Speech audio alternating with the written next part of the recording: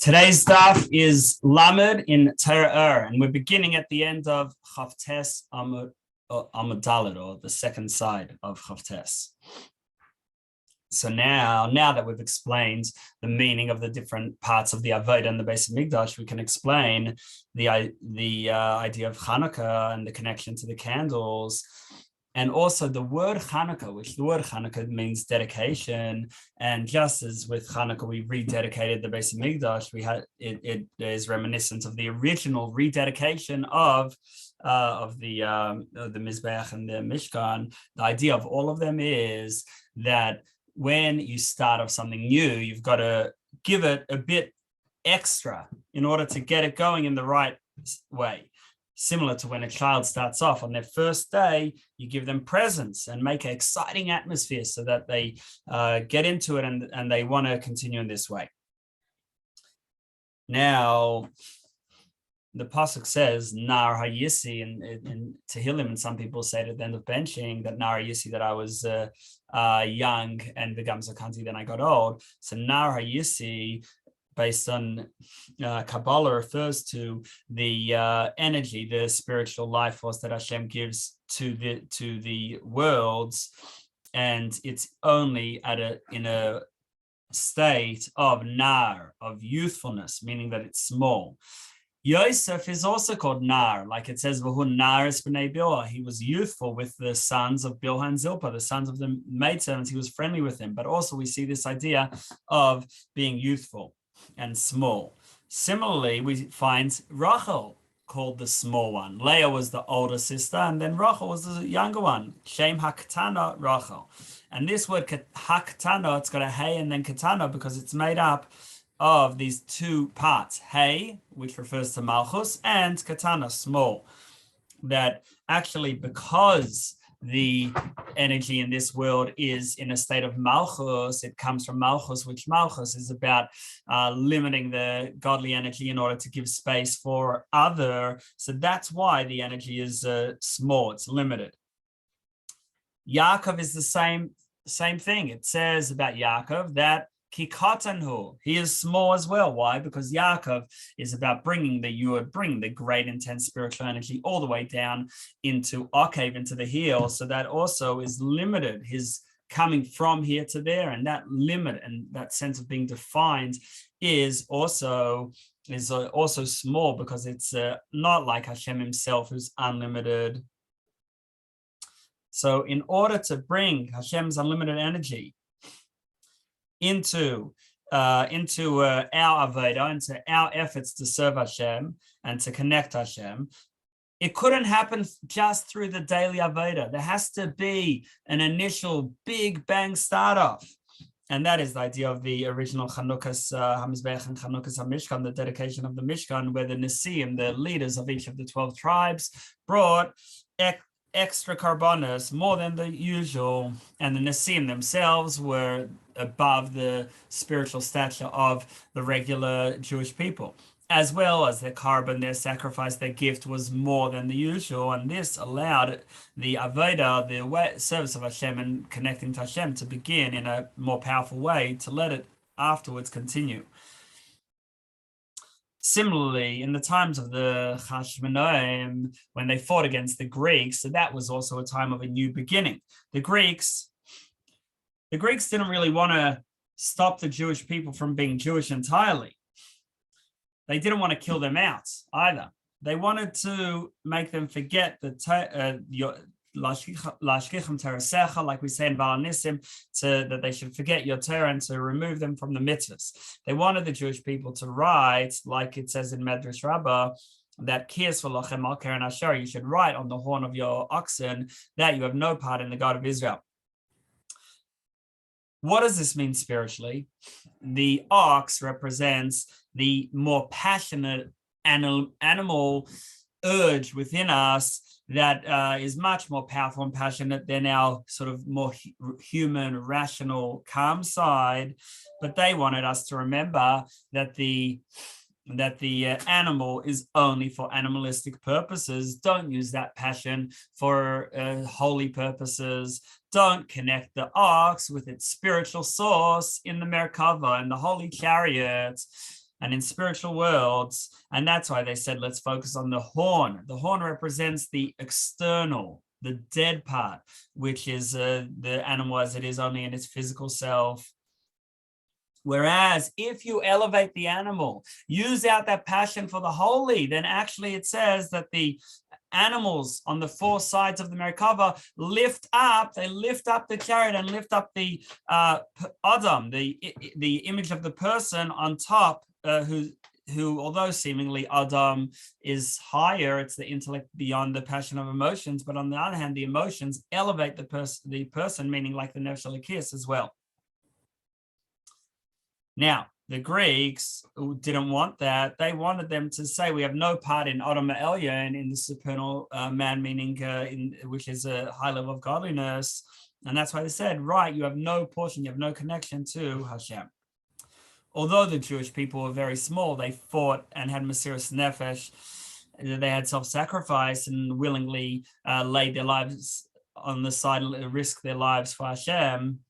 And this allowed them to receive a new dimension in Torah. And in order to do this, there had to be Chanukah, that had to be a rededication where you give more, and that allowed the new light of Torah to come through. Like we see this practically, doesn't say this in the Maimah, but the idea of the Mishnah and then the Gemara, the whole oral Torah, there was this flowering of oral Torah with the Tanoim after Chanukah story. And this relates back to the pasuk we quoted earlier. We spoke about Kova, Yeshua, the hat of salvation, which we said Yeshua also means to turn, that we want Hashem to turn towards us and to be involved with us in an inner manner, our inner heart to Hashem's inner self, like a hadras panim. Now, next paragraph, the Zel. This is the idea of Hallel and Avodah. On Chanukah, there's a mitzvah to praise Hashem and to thank Hashem. There's a difference. Hallel has two meanings. Either it means to praise, like we said, or it means to shine. There's a pasuk Behilo Neri that his lamp shines, which represents revelation. And they're actually connected. Because notice, when you praise someone for a certain quality, that reveals, that makes that quality shine. And that's both the idea of Hallel. When we praise Hashem, like, for example, the beginning of Hallel starts off with Hallelujah, we reveal the Ka, this godly energy of Yud K, it comes out in a revealed state. That Yud is Chachma.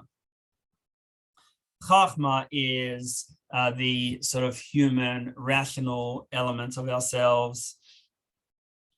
And it is the where we receive from our subconscious. So similarly with Hashem, it's what receives from Ein Sof, from Hashem's unlimited light. And we, through revealing Hallelujah, revealing the Yud K, so we link together Chachma and Bina, where Bina is the more developed intellect with all the details and already starting to descend down into the heart. Then the same pasuk at the beginning of Hallel continues, and it says, Hallel at the end of the pasuk, Hallel Shem Hashem, to praise the name of Hashem. And what that means is to bring down Chachma not only to Bina, but also into the emotions, that the emotions should all be directed and dedicated towards Hashem. Like we said earlier about L'cha Hashem Agdullah, that the Gedullah, which is Chesed and Gevurah and Tiferes Netzach, should all be L'cha, should all be directed towards Hashem. But this only happens through what the pasuk says first, Hallelujah, Hallo Avdei Hashem, that the servants of Hashem can praise Hashem. What does that mean? That through that bittul, that self-nullification, which is represented by servants that we have for Kabbalah, so on, accept Hashem as a king, accept Hashem's yoke. So that's the first step. And then we can have the praise revealing Hashem. That Hashem's light is revealed through the 100 brachas. There's a takana to say 100 brachas each day. The idea of a bracha is to bring down, which is again about similar to Hallel, which is revealing Hashem. And that's what the next pasuk in Hallel means. Yehi Shem Hashem mevarach me'at v'adolam, that Hashem's name should be blessed forever and ever. That mevarach, being blessed, also means to bring down. Like we know that like mevarech means to like bend over a branch to bring it down, and it should be blessed me'ata v'ad olam, from the beginning of time to the end of time, to eternity, which that's all within the concept within the idea of time, which is connected to malchus, that there should be revelation of Hashem within the place of limitations and physicality. The idea of revelation is all the Hallel. We said Hallel means both to praise and to reveal, but then there's the Haidah, the thanksgiving and the humility. That is where we're just following instructions, perhaps without the full excitement. Nowadays, Hashem's unlimited light is not revealed within our world. It's not manifest in an apparent way, but when Mashiach comes, so then it says ayin ba'ayin, that we'll see Hashem eye to eye, whereas now we sort of discern it, but it's behind a barrier. Like the pasuk says, "Kol doidi dofek," that the sound of my beloved is knocking. I hear the sound of it, but it's not quite clear. Or like the pasuk says, "Ani yashen of libi ar," that I'm asleep, but my heart is awake. So it's there, but it's a little bit fuzzy. And once the Beis Hamikdash was destroyed, Hashem's presence is only manifest in halacha. Like it says that Mishachar Beis Hamikdash, Hashem only has daled amashah halacha. And so this is the state of Haidah, where we thank Hashem and we're humble before Hashem, but Hashem's light is not revealed fully, but we still plod along and do what Hashem wants. And when we do that, then Hashem we're not a contradiction, we're not focusing on our own ego, that lets Hashem shine through us. And then when we say words of Torah, then Hashem is speaking through us. Like it says, my words, Hashem says, that I put into your mouth. Or like it says, that the Kabbalists and Tzvas were told that the Mishnah is speaking through your mouth. And this is through bittul that can sometimes achieve something that even when it's not a time of Gilui, but you end up with elikus being able to be manifest. So in short, this Maimer of Chanukah spoke about the four of the parts of the daily Avodah in the Beis Hamikdash. Then it spoke about how you have the Chanuka, the dedication, which then you have to give something beyond, give something more, and the goal. All these Avodas are about realizing and really taking in that Hashem is one, loving Hashem, being passionate for Hashem, and therefore Chanukah, because it's a time of rededication and with giving more in order to connect in a deeper way, we have also Hallel and Haidah. Hallel being revelation of godliness, and Haidah is that obedience and submission, bittul, that lets Hashem shine through us even in what would otherwise be a dark time. And that's also the idea of the menorah. The menorah is about lighting up each of our 7 minutes. It should be aligned with Hashem. Next Maimer. The pasuk says, and this comes from Zechariah, and it's in the Haftarah of Chanuka, that Kayam Hashem tzveisim b'dרכי selech, and then it continues, ונתתי לך מהלכים בין העומדים האלה. So the full pasuk is where Hashem says that if you walk in my ways and if you keep my charge, then you too shall judge my house, and you too shall guard my courtyards, and I'll give you free access among those who stand by. But in Hasidus, it often explains that there's two concepts, there's two levels. There's Mehalchim and Omdim. There's those who are on the move and those who stand still. The Omdim can be both angels, like it says that the angels stand before Hashem, Srafim Omdim. The Srafim, the type of angel, is standing before Hashem. And also the Neshamas, before they come into this world, like it says, that the neshamas stand, that before I came into this world, I stood before Hashem, but still standing, not moving. Whereas once we come into this world and we're involved in a physical body and an animal soul, so then we're able to take on this new characteristic of being movers, on the move, going. The reason is because angels as well as souls, they get their energy only from the osios, from the words. Yes, they're very high, but they're from the external of a very high spiritual level. Whenever you have an idea or whenever you say something, there's the concept behind what you're saying or thinking, and then there is the words which are used to say it. So the words are the external and the vessel which holds the idea and the feeling. And therefore, the angels which come from the Hashem's speech and the Jewish people that come from Hashem's thoughts, like it says about the angels of Baruch Piv Kotzvam, that with the air of Hashem's mouth, that's where all the heavenly hosts are from, whereas the Jewish people, as the Yisrael, Alu b'machshava, they come from Hashem's thoughts. Either way, but there's still the words and letters, and therefore they're external. Like we quoted earlier in Torah Vayeshev from Sefer Yetzirah, that when you have two stones, you can build two combinations of words. Like, for example, Aleph base or base Aleph. There's only two possibilities. Whereas once you introduce a third one, then you have six possibilities. But either way, the letters are all compared to stones, which are inanimate, and therefore they stand still. It says that the angels fly, so we see that they are moving, but that is not through their own efforts. That is through the Jewish people working themselves and arousing that godly response, and that allows the angels to move. When the Jewish people say Kadosh, then the angels respond Kadosh as well, declaring Hashem's holiness, and that's when they fly. So let's now look into more this process that the Jewish people say Kadosh, and this elicits a response from Hashem. So we know that there are two basic levels of how Hashem relates to this world. There's Mehalech, Hashem gives us limited energy according to the state of each world and what that world can take. And then there's Sovev, which is the light which is beyond, and that can be that same light and energy can be given to all worlds equally.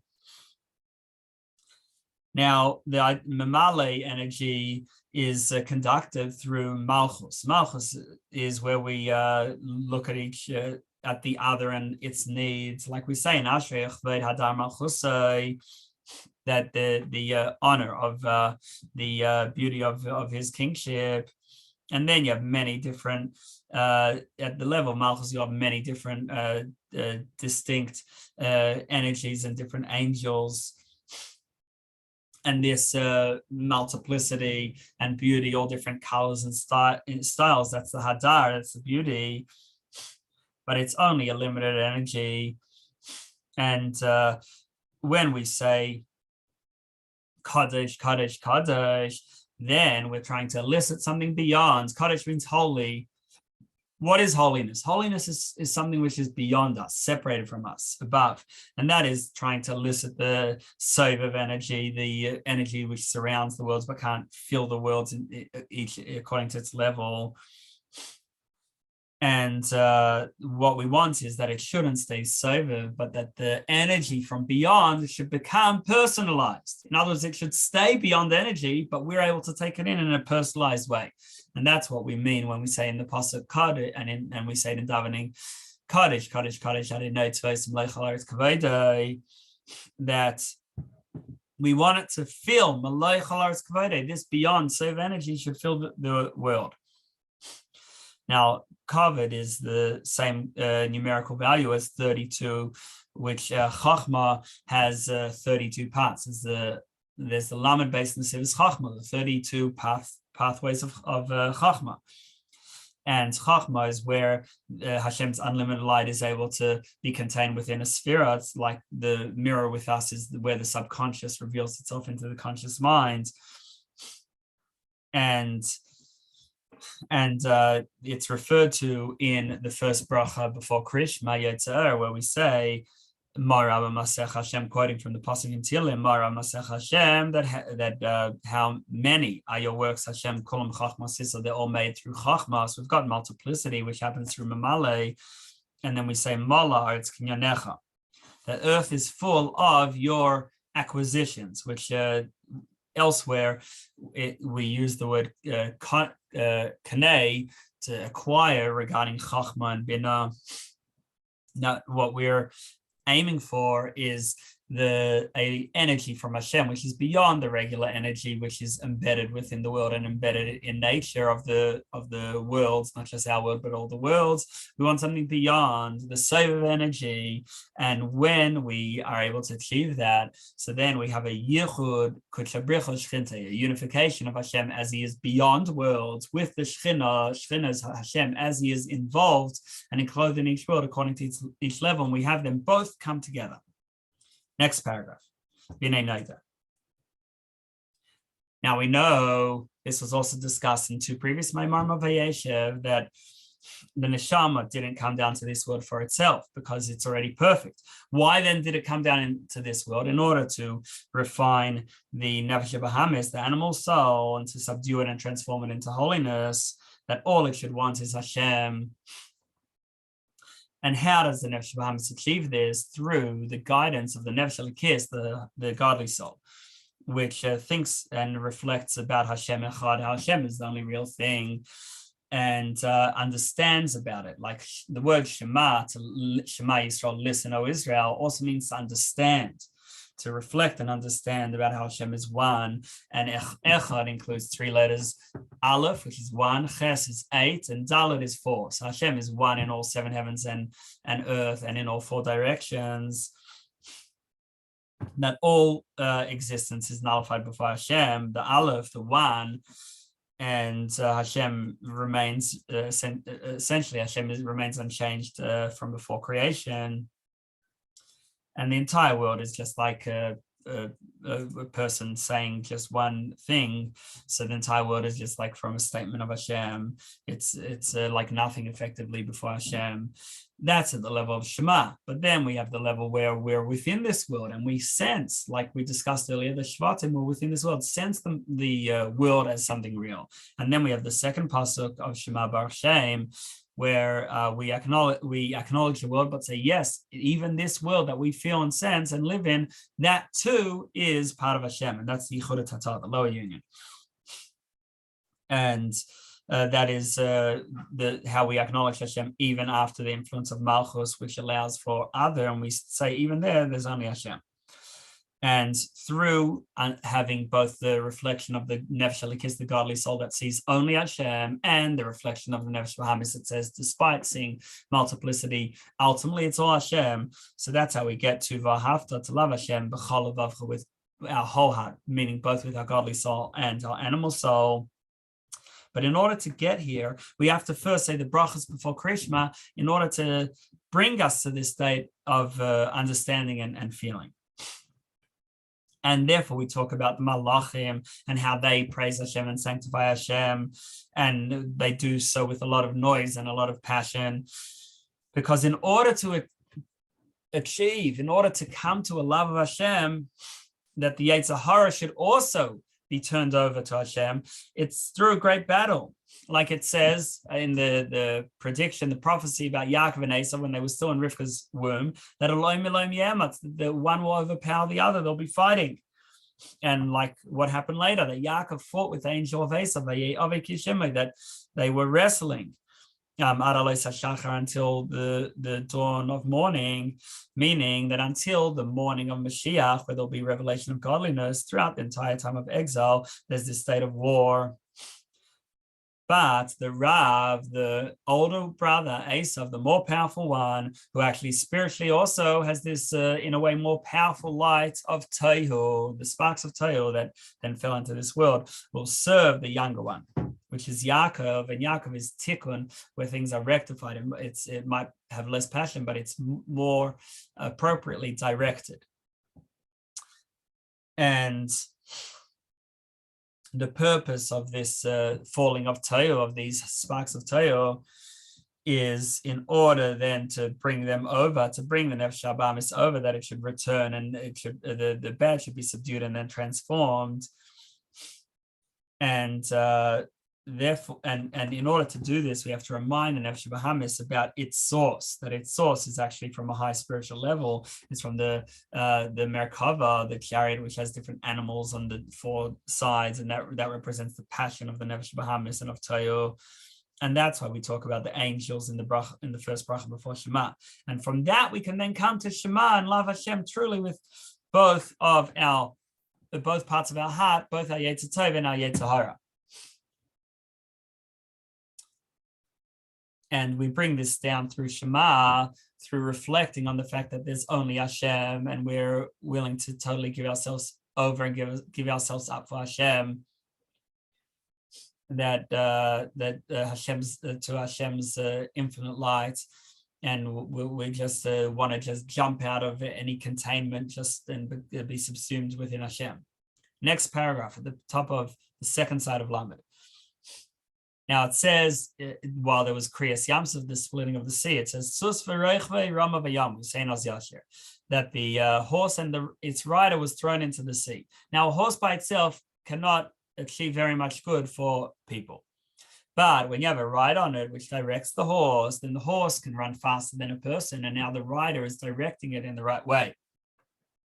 So similarly, the Nefesh Bahamis actually has more energy and more passion than the godly soul when the Nefesh Elikis is riding it. So this elevates the Nefesh Bahamis to a state of Mesiras Nefesh, being totally given over, and that's because it actually has that energy from Tohu.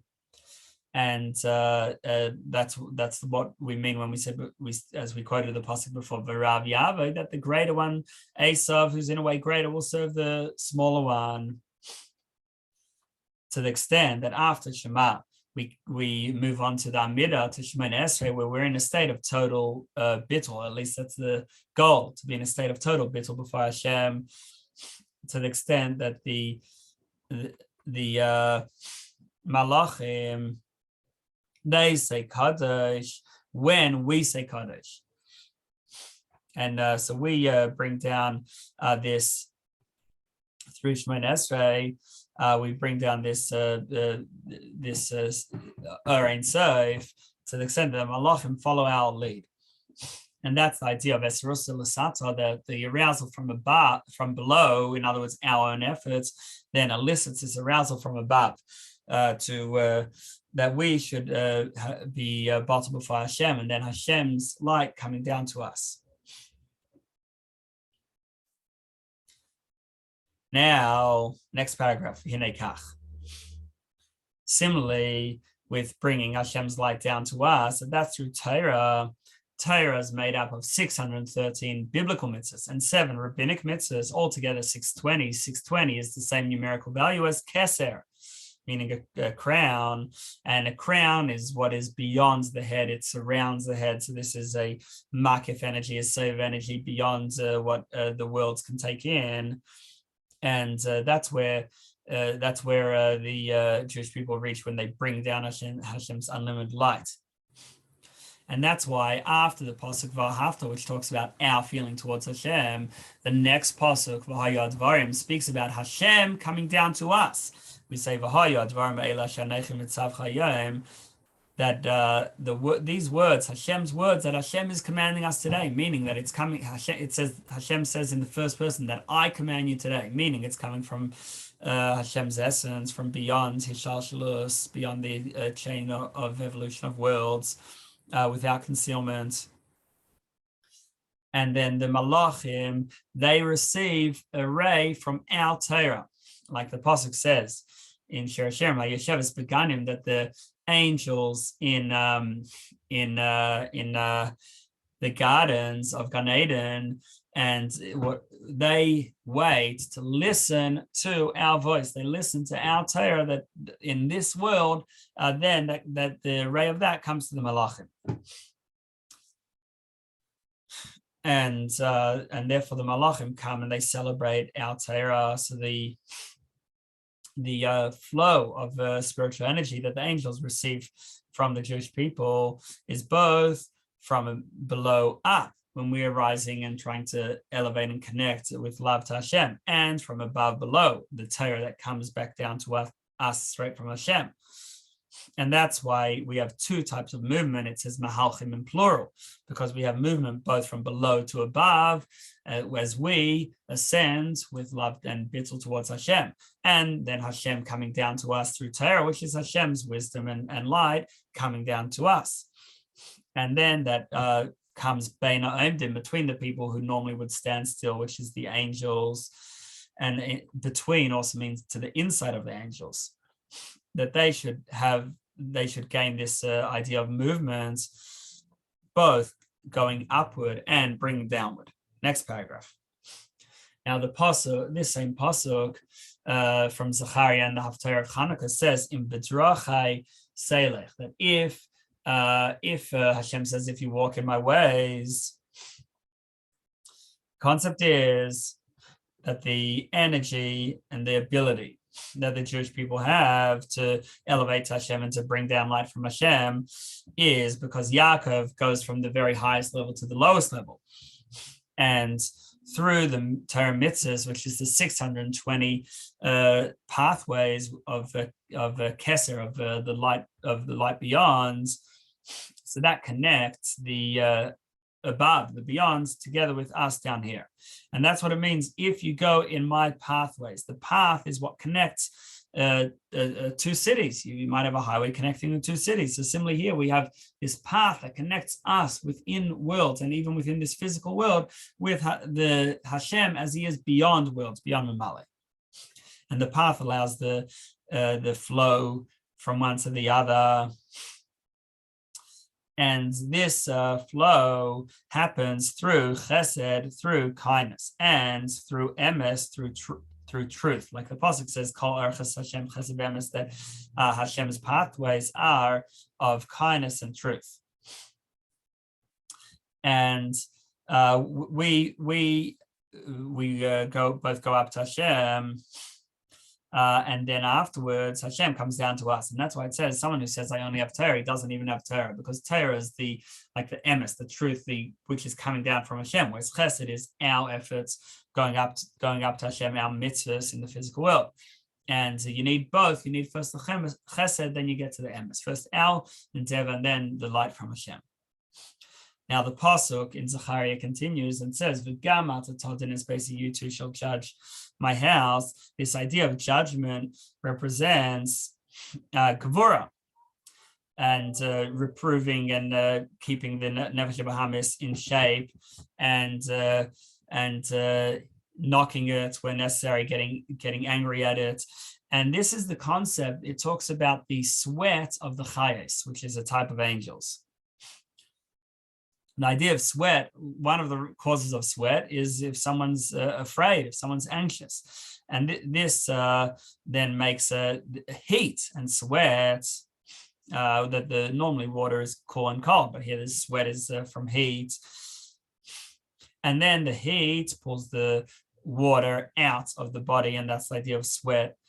And similarly, we have the Nahar Dinar, which is the river. A river is water, but a river of fire that comes from the sweat of the angels between the different worlds, Briyatir and Nasiya. And this river of fire, this Nahar Dinar, it makes the wicked tremble, and that's the idea of sweat. The reverence before Hashem, and which normally water is calm, and this is like anger and towards something which is the opposite of our love, disturbs our love and our bonds. So that's the idea of gevura, of todin is basi, that the basi, the house, is the Hashem's palace and Hashem's Beis Mikdash and Nefesh Lekis. Like it says that we don't just build one Beis Mikdash, but there's a Beis Mikdash inside each of our hearts. That it says Vasoli Mikdash v'Shachanti b'Seicham. You should make a Mikdash and dwell in them, meaning that inside each one of us there's a Beis Mikdash, our Nefesh Lekis. And then so we've got to use some gevura there in order to keep the nefesh habahamis in shape and sort of knocking the nefesh habahamis and creating that sense of yearning and reverence that brings us to Mahalchim, to movement. And then the next pasuk says, listen, Yeshua Kohen Gadol. Yeshua was the Kohen Gadol at the beginning of the second base of Mikdash. And the idea of a Kohen Gadol, Kohen is from Chesed, but even though your natural state is Chesed, is the kindness and love, but still use Gvura. And then not only in my house, but also Chatzeri, in my courtyard. The house represents an area that has a roof, meaning that it's totally protected, whereas a courtyard only has walls and not a roof, meaning it's not fully protected. And therefore it needs more, therefore because it doesn't have a roof, it needs more careful watching and more careful protection, meaning it's a place where of the nefesh bahamis, of the animal soul. So when we use a bit of gevura, and especially on, like the pasuk continues, not only my house but chatzeri, in particular on my courtyard, where there's space for the nefesh bahamis to fly out because into other foreign ideas. So then we get this state of movement, moving up and moving down. But this is only fully achieved with Mashiach, right? Like the pasuk there talks in Torah about maybe it's Avdi Tzemach. I'm going to bring my servant Tzemach, the shoot, the sprouting of Mashiach, because